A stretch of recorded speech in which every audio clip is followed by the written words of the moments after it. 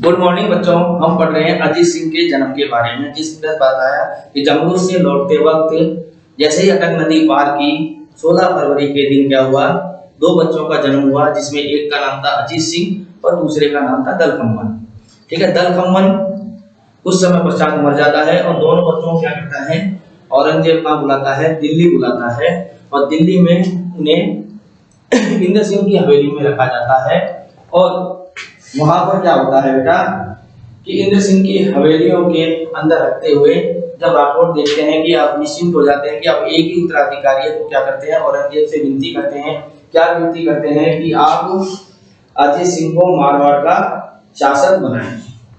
ठीक है ना, वो विनती करते हैं कि अजीत सिंह को मारवाड़ का शासक बनाएं। लेकिन अजीत सिंह क्या करते हैं कि जो औरंगजेब है वो अजीत सिंह को शासक बनाने से मना करते हैं। और आपके जो राठौड़ सरदार हैं इनके समक्ष एक शर्त रखते हैं। वह शर्त क्या है कि आप क्या करें, अजीत सिंह को इस्लाम धर्म स्वीकार करता रहे। अगर अजीत सिंह मुसलमान धर्म स्वीकार कर लेगा तो उसे क्या किया जाएगा, जोधपुर की गद्दी दे दी जाएगी। इस पर क्या है, राठौड़ सरदार नाराज हो जाते हैं, क्योंकि वह उस जसवंत सिंह का बेटा था जिसने हिंदुस्तान में इस्लामीकरण का विरोध किया। और यही काम आगे दुर्गादास राठौड़ करेंगे। वो औरंगजेब की इस्लामीकरण की नीति का विरोध करेंगे। वो क्या करते हैं, सारे राठौड़ सरदार चुपचाप वापस आ जाते हैं और किशनगढ़ के राजा की हवेली में आकर मंत्राना करते हैं, जिसमें मुकद्ददास राठौड़ और इंद्र सिंह राठौड़ ये सारे लोग मिलकर दुर्गादास राठौड़ के नेतृत्व में एक योजना बनाते हैं कि हमें क्या करना चाहिए, कि हमें अब दिल्ली छोड़ देनी चाहिए। क्योंकि अगर मारवाड़ को सुरक्षित रखना है, मारवाड़ पर क्या है, मुगलों का अधिकार है। अगर मारवाड़ को सुरक्षित रखना है तो हम क्या करें, एक एक सरदार धीरे धीरे मारवाड़ पहुंच जाएं और मारवाड़ पहुंचकर अपनी स्थिति को क्या करें, सुदृढ़ करें, मजबूत करें। और वहां की स्थिति को देखकर मुगलों पर आक्रमण करके जोधपुर पर अधिकार कर लें, साथ साथ अजीत सिंह की सुरक्षा भी करें। अब देखो बेटा क्या होता है, ये सारे के सारे लोग क्या करते हैं, एक एक करके दुर्गादास की सलाह पर सारे राठौड़ सरदार धीरे धीरे क्या है, दिल्ली को छोड़ना प्रारंभ कर देते हैं। अब राठौड़ सरदार तो दिल्ली से विदाई ले रहे हैं, तो लेकिन आप सोचो दिल्ली का मालिक कौन, औरंगजेब। दिल्ली का शासक कौन, औरंगजेब। क्या ये बात औरंगजेब की नजरों से छुपेगी? नहीं, क्योंकि औरंगजेब ने अजीत सिंह की जानकारी के लिए बहुत सारे गुप्तचर राजा किशनगढ़ की हवेली के चारों ओर लगा रखे थे। उन गुप्तचरों ने क्या सूचना दी, औरंगजेब को सूचना दी कि सरकार एक एक करके राठौड़ सरदार कहाँ जा रहे हैं, क्या वो मारवाड़ की तरफ या जोधपुर की तरफ जा रहे हैं। औरंगजेब इससे खुश होता है, क्योंकि क्या होता है, जो केंद्रीय शक्ति किशनगढ़ के राजा की हवेली में थी राठौड़ों की, वो धीरे धीरे क्या है, विकेंद्रित हो रही है। किस तरफ जा रही है, जोधपुर की तरफ जा रही है। राठौड़ों की शक्ति को कमतर आंककर औरंगजेब क्या कहता है कि इसे राजा की हवेली से कहाँ लाया जाए, नूरगढ़ में। कहाँ पे लाया जाएगा अजीत सिंह को, नूरगढ़ में लाया जाए। तो कहते हैं साहब वहां पर राठौड़ सरदार सैनिक बोलते हैं, राठौड़ सरदार अगर विरोध करेंगे तो बोले राठौड़ों को कठोर से कठोर दंड दिया जाए। लेकिन जब मुगल सैनिक जब नूरगढ़ पहुंचते हैं,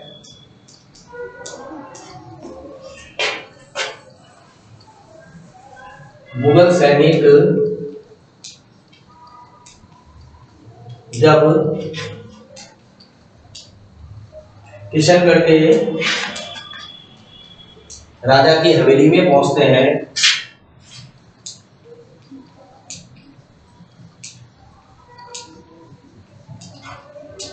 क्यों पहुंचते हैं, अजीत सिंह को नूरगढ़ ले जाने के लिए। तो क्या देखते हैं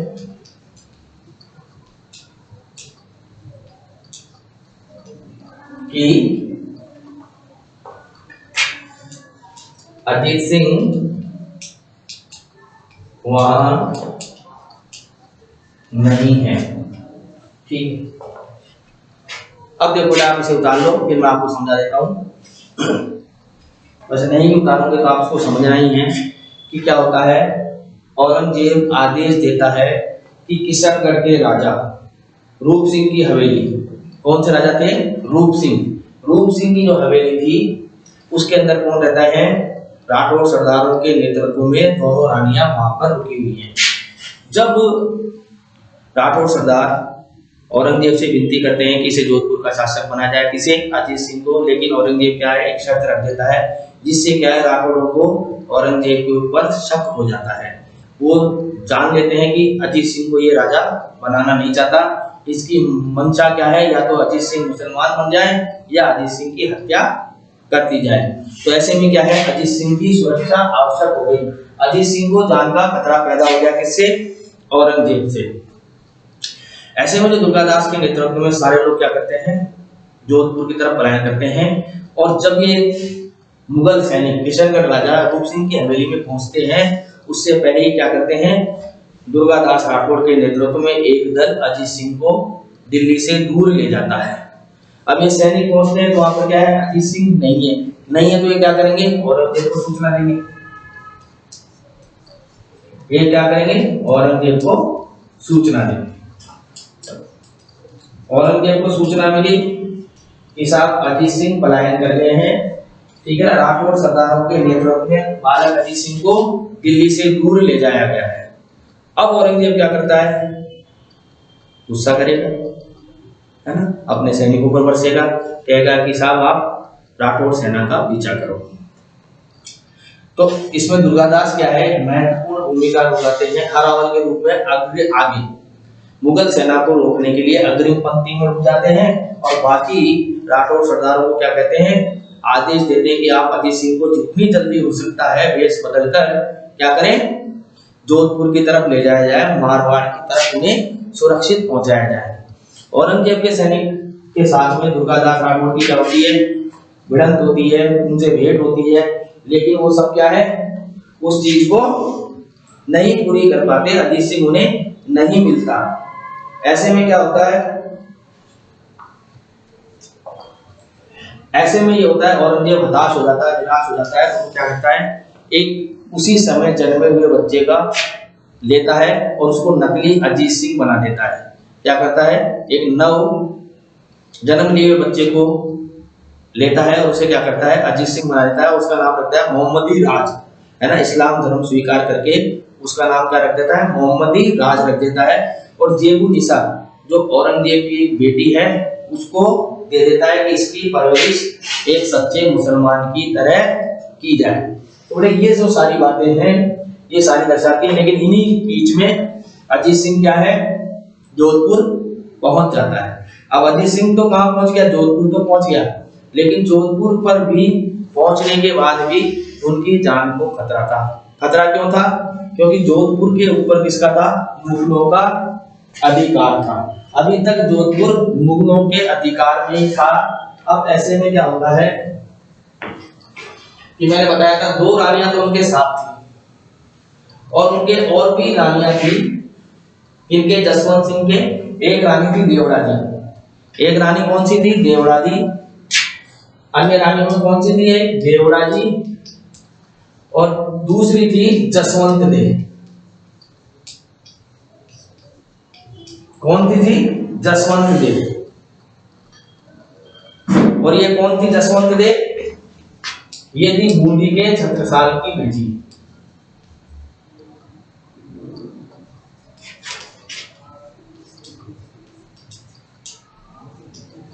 दूसरी है देवड़ा जी, ये सिरोही के राजा की बेटी थी।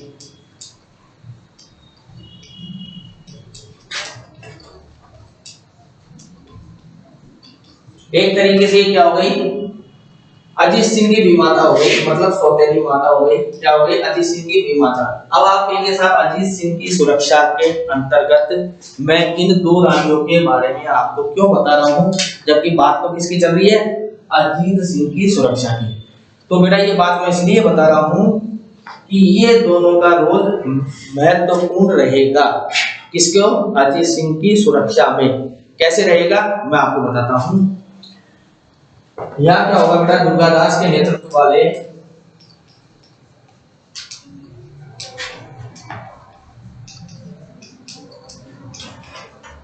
दल क्या करेगा, अजीत सिंह को लेकर कहां आ गया,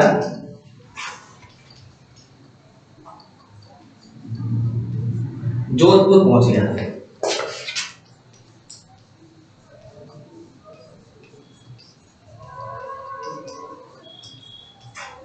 अब जोधपुर तो पहुंच गया, तो क्या जोधपुर पहुंचने से अजीत सिंह सुरक्षित हो गए? नहीं, क्योंकि अजीत सिंह की जान को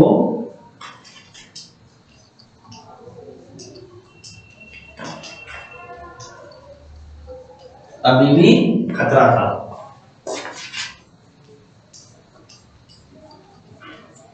अब इसमें आएगी देवराजी की भूमिका।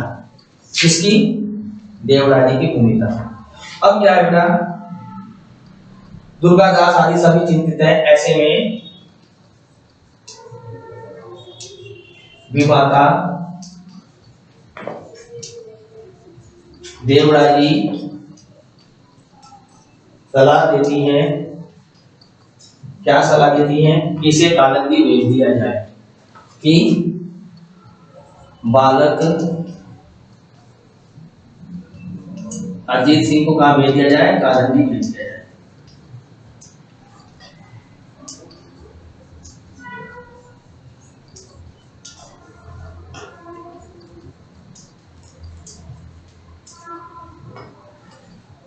ठीक है ना।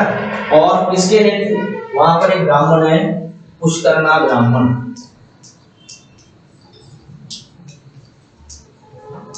उनका नाम है जयदेव के संरक्षण में ये रखा जाए।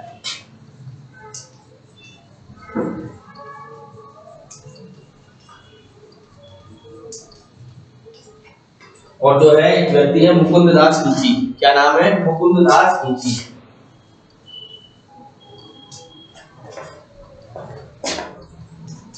वो क्या करेंगे? गुप्त रूप से वहां रहेंगे। क्यों रहेंगे ये मैं आपको बताऊंगा। आप इसे उतारिए, फिर मैं आपको बताऊंगा।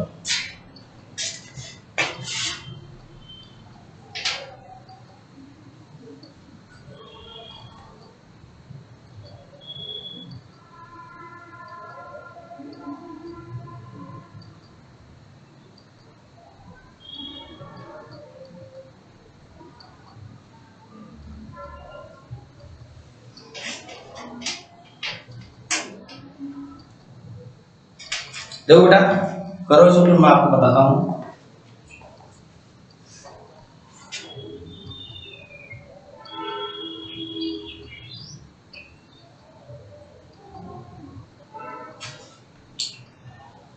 देखो बेटा क्या है, ये दो विमाताएं हैं। अगर ये नहीं होती तो शायद अजीत सिंह की सुरक्षा मुश्किल हो जाती। किसके लिए? दुर्गादास राठौर के लिए। ये दोनों बुद्धिमान महिलाएं हैं और इन्होंने क्या योगदान दिया वो मैं अब आपको बताने जा रहा हूँ। सबसे पहले देवराजी का योगदान। ये कहाँ की है? सिरोही की। तो सिरोही के पास एक स्थान है जिसका नाम है कालंदी। ये क्या कहती है? दुर्गादास राठौर को एक सलाह देती है कि आप क्या करो, अजीत सिंह को अज्ञातवास में भेज दो। अजीत सिंह क्या बालक है, आसानी से पहचाना नहीं जाएगा, क्योंकि जब आप देखते हैं सारे बालक, छोटे छोटे बालक सब हमको एक समान ही दिखते हैं। अब उन्होंने कह तो दिया, लेकिन अजीत सिंह को भेजा कहाँ जाए? तो कहते हैं कालंदी में भेज दो। कालंदी एक जगह है सिरोही में, वहां पर क्या करो आप, अजीत सिंह को भेज दो। अब वो तैयार हो गए, अजीत सिंह को भेज तो देंगे कालंदी में, लेकिन इसका वहां पर पालन पोषण कौन करेगा? तो बताते हैं कि हमारे वहां पर एक ब्राह्मण है, पुष्करना ब्राह्मण है, जिनका नाम है जयदेव पुरोहित। जयदेव पुरोहित के संरक्षण में हम अजीत सिंह को छोड़ सकते हैं। तो वो क्या करेंगे? अजीत सिंह को उचित प्रशिक्षण भी देंगे, लेकिन एक बच्चे को ऐसे छोड़ना बड़ा खतरे का काम है। तो ऐसे में क्या करते हैं, दुर्गादास राठौर एक व्यक्ति होते हैं मुकुंद सिंह खींची, उनको क्या कहते हैं कि आप साधु वेश में क्या करेंगे? अजीत सिंह की सुरक्षा का जिम्मा लेंगे। लेकिन इससे भी क्या है, दुर्गादास राठौर संतुष्ट नहीं होते हैं। वो क्या चाहते हैं कि अजीत सिंह को और भी सुरक्षा प्रदान की जाए। अब वो जो दूसरी सुरक्षा है उनमें कौन काम आएगा? जसवंत देव। कौन काम आएगा बेटा? जसवंत देव। मैं आपको बताता हूं कि ये जसवंत देव किस प्रकार से अजीत सिंह की और दुर्गादास राठौर की मदद करेंगे।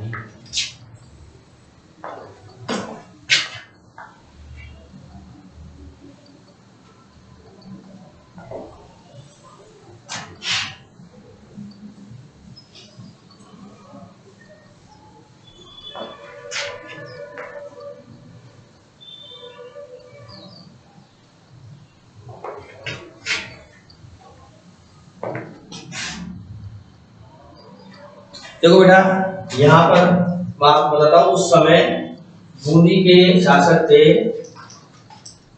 छत्रसाल। कौन थे? छत्रसाल। और ये छत्रसाल है, इनकी दो बेटियां थी, एक का नाम है जसवंत देव, दूसरी का नाम है कानन कुमारी। ठीक है ना। अब जसवंत देव का विवाह तो किससे हुआ था? जसवंत सिंह के साथ में। कानन कुमारी का विवाह हुआ था मेवाड़ के शासक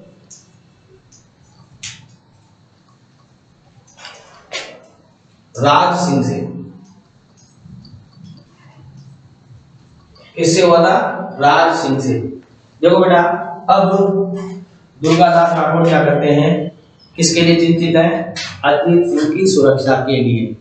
मेवाड़ क्या है, उस समय शक्तिशाली राज्य था, है ना। इनका राजा कैसा था? शक्तिशाली शासक था। अब ये क्या करते हैं, जसवंत देखिए, दुर्गादास राठौड़ का काम क्या है कि जसवंत देव के माध्यम से कानन कुमारी को संदेश भेजते हैं। क्या करते हैं, एक बहन जब दूसरे बहन को संदेश देती है, तो आप जानते हो कि बहनों में बहुत प्रेम होता है। और आप जानते हो, चाहे राजा घराना हो या सामान्य परिवार हो, अगर पत्नी किसी की सिफारिश करती है तो पति को मजबूरन उस बात को माननी ही होती है। अब जसवंत देव क्या करती है, कानन कुमारी से कहती है कि मेरे बेटे अजीत सिंह को सुरक्षा दिलाओ, है ना। और प्रस्ताव दुर्गादास के माध्यम से कानन कुमारी के द्वारा किसको पहुंचाया जाता है? मेवाड़ के शासक राज सिंह को, जो एक शक्तिशाली शासक है। अब मेवाड़ के जो राजा है राज सिंह, इनका मानना था अगर औरंगजेब का मारवाड़ पर अधिकार हो जाता है तो क्या होता है, वो मेवाड़ के लिए अच्छा नहीं है। तो वो क्या करते हैं, वो एक काम करते हैं कि अजीत सिंह को सुरक्षा देने की जिम्मेदारी लेते हैं। और साथ में क्या करते हैं, अजीत सिंह को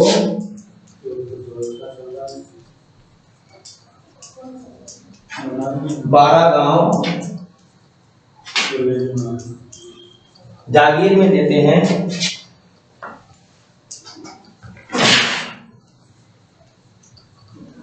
साथ में केलवा गांव का पट्टा भी देते हैं।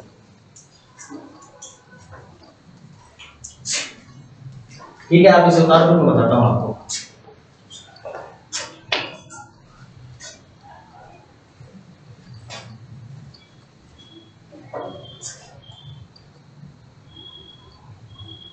ठीक है, अब देखो आप, इसमें मैं आपको बता रहा था कि बूंदी के शासक हैं छत्रसाल, उनकी दो बेटियां हैं जसवंत देव और कानन कुमारी। दुर्गादास क्या करते हैं, जसवंत देव के माध्यम से कानन कुमारी को संदेश पहुंचाते हैं कि वो अपने बेटे की सुरक्षा के लिए किससे कहे, राज सिंह से कहे। कानन कुमारी राज सिंह को दुर्गादास का संदेशा पहुंचाती है और कहती है कि दुर्गादास राठौड़ हैं जो अजीत सिंह की सुरक्षा को लेकर चिंतित हैं। अजीत सिंह अभी कहाँ है, कालिंदी में है और जयदेव के संरक्षण में है। और गुप्त रूप से मुकुंद दास खींची क्या कर रहे हैं, उनकी रक्षा कर रहे हैं। ठीक है, मेवाड़ के जो राजा थे, इनका भी मानना क्या था कि इनका भी मानना ये था कि हम क्या करेंगे, अजीत सिंह को सुरक्षा देंगे, क्योंकि मारवाड़ पर अगर मुगलों का अधिकार हो जाता है तो क्या होगा, इससे एक बात होगी। वो बात क्या है कि वो मेवाड़ के लिए खतरा पैदा होगी। तो इस बात को, मेवाड़ के हितों को ध्यान में रखते हुए राजनीति क्या करते हैं, राठौड़ सिसोदिया गठबंधन, इसको क्या बोलते हैं हम इतिहास में, राठौड़ सिसोदिया गठबंधन। इसका मतलब क्या है, राठौड़ और सिसोदिया लोग क्या हो गए, एक हो गए हैं। किसको लेकर, अजीत सिंह की सुरक्षा को लेकर इन्होंने एकता की बात मान ली। क्या मान लिया कि राष्ट्र ने मान लिया अगर अजीत सिंह सुरक्षित है तो हमारा मेवाड़ भी सुरक्षित है। और अजीत सिंह की सुरक्षा का जिम्मा किसका हो गया, मेवाड़ के शासक राज सिंह का हो गया। अब देखो बेटा, हो गया तो इन्होंने क्या किया, अजीत सिंह को मेवाड़ बुला लिया और मेवाड़ के 12 गांवों का पट्टा या 12 गांवों की जागीर किसको दे दी, अजीत सिंह को दे दी। साथ में केलवा गांव का पट्टा भी दे दिया। ये यहां तक का है, फिर हम आगे करते हैं।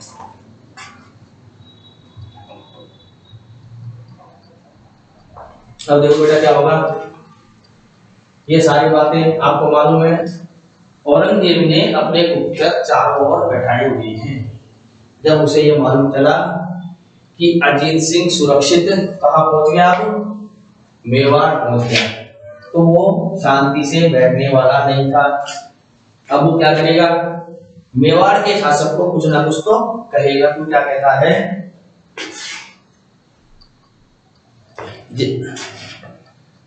इस जानकारी से क्या होगा,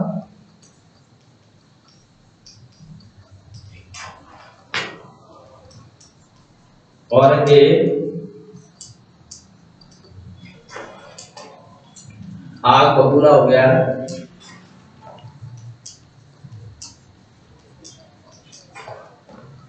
उसने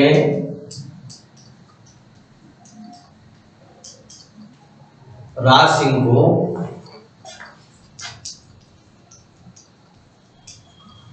संदेश भेजा। क्या संदेश भेजा, कि वह अजीत सिंह को संरक्षण न दे। ठीक है, तो क्या करें, बल्कि उसे पकड़कर औरंगजेब के हवाले कर दे। देखो बेटा, लेकिन राज सिंह इस बात पर कोई ध्यान नहीं देता। लेकिन राज सिंह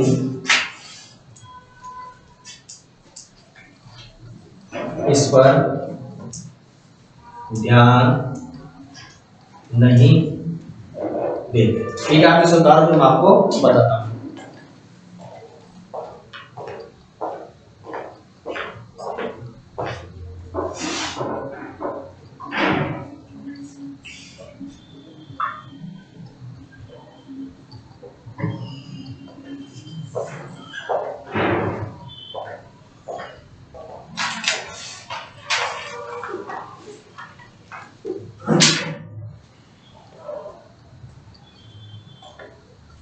देखो बेटा, अजीत सिंह की सुरक्षा की बात चल रही है।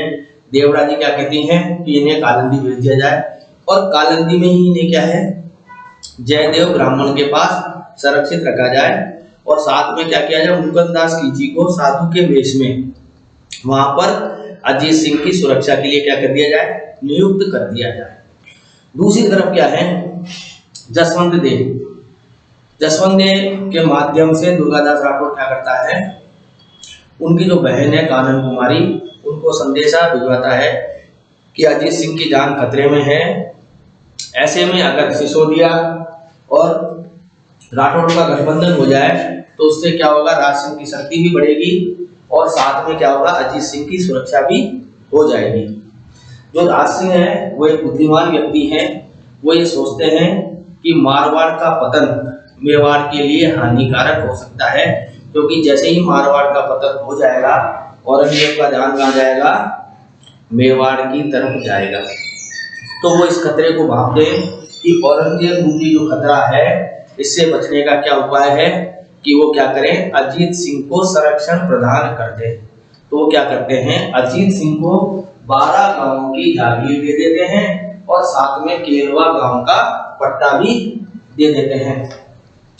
औरंगजेब को जब इस बात की जानकारी मिलती है तो क्या होता है, गुस्से में पागल हो जाता है और वो क्या करता है, राज सिंह के पास एक संदेशा भिजवाता है। संदेशा क्या होता है बेटा, कि आप अजीत सिंह को संरक्षण नहीं देंगे, है ना। मुगल सम्राट का आदेश क्या है कि आप अजीत सिंह को संरक्षण नहीं देंगे बल्कि क्या काम करेंगे, उसे पकड़कर औरंगजेब के हवाले कर देंगे या दिल्ली भिजवा देंगे। लेकिन राज सिंह इस बात पर जरा भी ध्यान नहीं देते हैं। ठीक है बेटा, ये हो गया अजीत सिंह की सुरक्षा से संबंधित प्रश्न। आज जो हमने पढ़ा, जितना भी पढ़ा, हमने पढ़ा कि औरंगजेब से अजीत सिंह की सुरक्षा दुर्गादास राठौड़ ने किस बुद्धिमानी और सूझबूझ के साथ में की।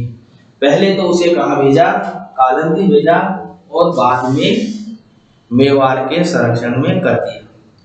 ठीक है बेटा, ये हो गया अजीत सिंह की सुरक्षा। और अजीत सिंह इस समय क्या है, अज्ञातवास में ही है। वो क्या है, छुपे हुए रूप में है। कल जो हम पढ़ेंगे तो उसमें पढ़ेंगे हम शहजादा अकबर का विद्रोह और उसमें दुर्गादास की भूमिका। उसके बाद में पढ़ेंगे कि अजीत सिंह को मारने के प्रयास कौन करेगा, औरंगजेब करेगा। और उसके बाद में पढ़ेंगे कि महाराजा अजीत सिंह और दुर्गादास के बीच में कुछ अनबन हो जाती है, जिसके कारण क्या है, दुर्गादास राठौड़ जोधपुर को छोड़कर कहाँ चले जाते हैं, मेवाड़ चले जाते हैं। और वहीं मेवाड़ में रहते हुए अंत समय में आ जाते हैं, उज्जैन चले जाते हैं। और जहां 1718 में 22 नवंबर को उनकी मृत्यु हो जाती है। इसके साथ ही कल हमारा दुर्गादास राठौड़ वाला जो अध्याय है ये क्या होगा, समाप्त हो जाएगा। ठीक है बच्चों, अगर इससे संबंधित आपको कोई भी समस्या हो तो आप मुझे फोन से पूछ सकते हैं। धन्यवाद।